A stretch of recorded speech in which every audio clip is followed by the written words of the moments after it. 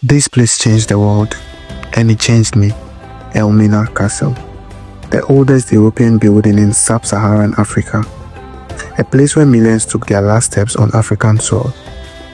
And today, I walk those same steps and tried to understand them.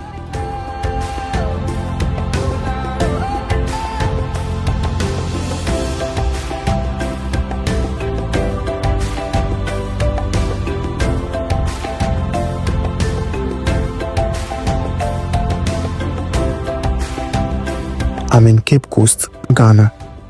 This small coastal town holds some of the heaviest history on the continent. And standing in the center of it all is Elmina Castle. I came here not as a tourist, but as a student, trying to see, to feel, and to remember. The condemned cell for the men fighting for freedom. Anybody brought here died. Heat, no water, no food. 3 days, you are dead. They take your body, throw it into the sea. Let's come outside. Built in 1482 by the Portuguese, the castle was first used to trade gold and later used to trade people. Men and women were captured from across West Africa, shackled, imprisoned, and then sold. And after that, they were being sent through the door of no return to unknown lands.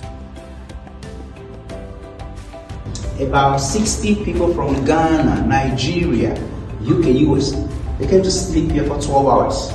They used the clothes for their waist, the chains for their arms and feet. And people came from many countries come and observe 12 hours in the dungeon, return of the slaves.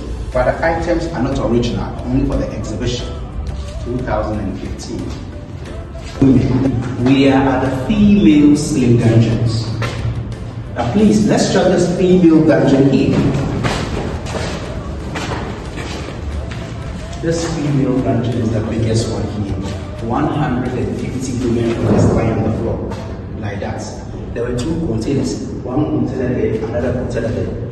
If you want to go to the toilet, vomit or urinate, you use them. But because of the health problems, many were very weak, you couldn't get up. So the weak ones were going to toilet, vomit, urinate, many died.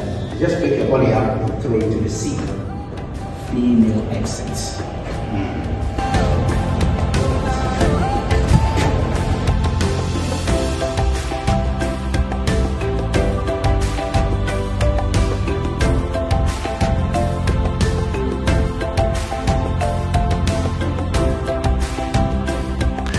The air is thick in here. You can still smell the past from these walls. You can feel it in your chest. This should tell you how bad it was over a century ago.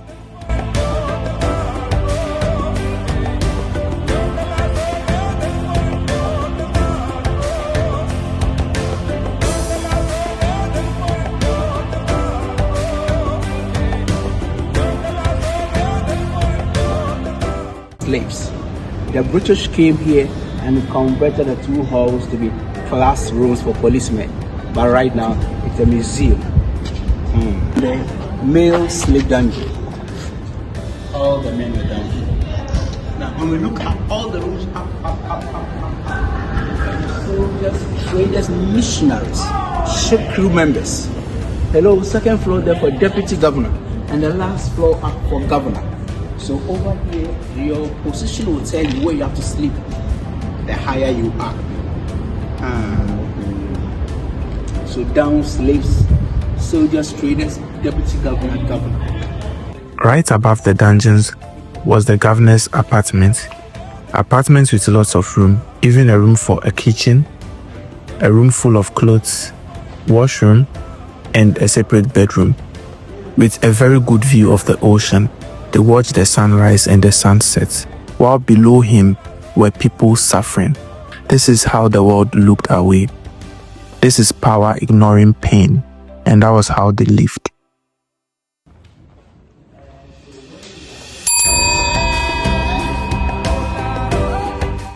There is a secret door up, it's a trap door, they lift up. Woman will go through, enter bedroom with the clothes. As you go up, you will see that trap door. After sleeping with them, they bring them back, still as slaves. Some got pregnant. They send them outside the castle to give birth. In Africa here, sometimes you will see some of our brothers and sisters.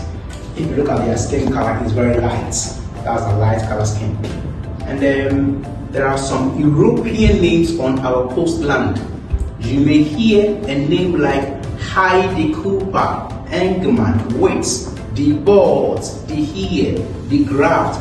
We have Velas, Veyala, Vroom, Van Dyke, Van der Poel, Da Costa, Da Silva.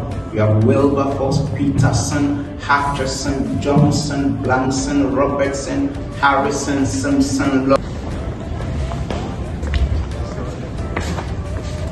Do we all see the ball here? What we have here is a cannonball. 8 of them were here. There were chains at the middle here fixed to their feet. Here, no water to drink, no food to eat.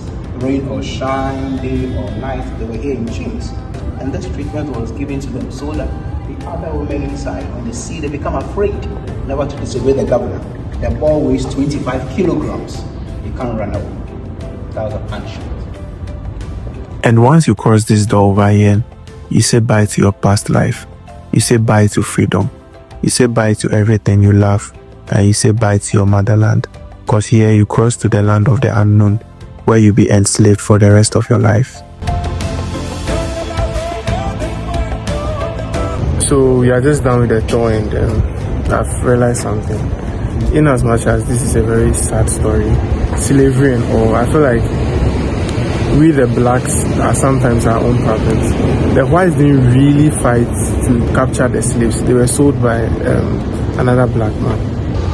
They were cause of our own problems, to be honest.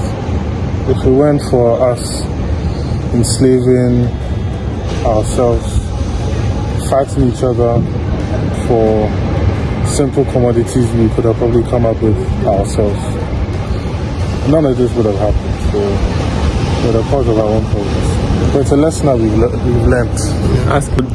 This comes to the end of the video, but it still begs the question, after all those years and how we think Africa is very enriched with juju and all of those things, I still wonder how come we're not able to fight the whites or resist the whites with our juju and all of those things.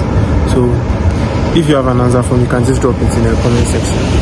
I'm out. Who's it there? Boss, who's it there? Where am I? Where am I there? God bless you. God bless you. Me patcho e come to me. Me pese me DB.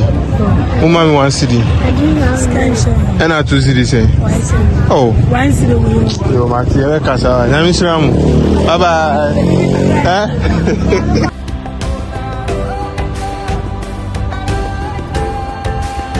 Places like this aren't easy to visit, but they are necessary. Not to dwell on the past, but to understand it, to honor the ones who came before us, and to make sure we never forget. This is more than just a building.